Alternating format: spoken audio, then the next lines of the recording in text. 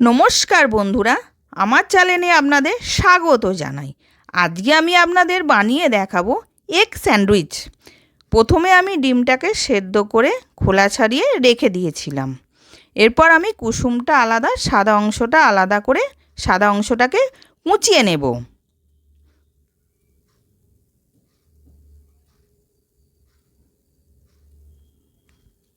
তারপরে হলুদ অংশটাকে আমি চামচে করে ভেঙে নিলাম। মিহি করব না, একটু কচা থাকবে।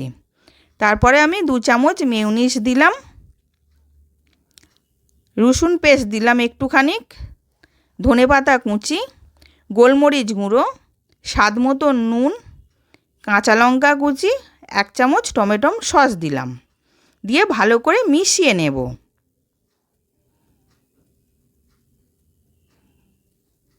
তারপর আমি সাদা অংশটা ওতে দিয়ে দিলাম, দিয়ে ভালো করে মিশিয়ে নেব।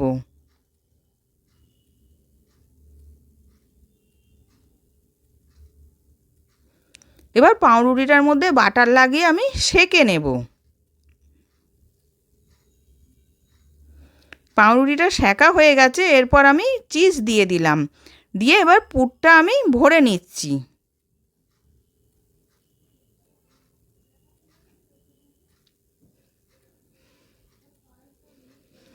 এবার পুর ভরে রেডি হয়ে গেছে, আমি 2 ভাগ করে নিলাম।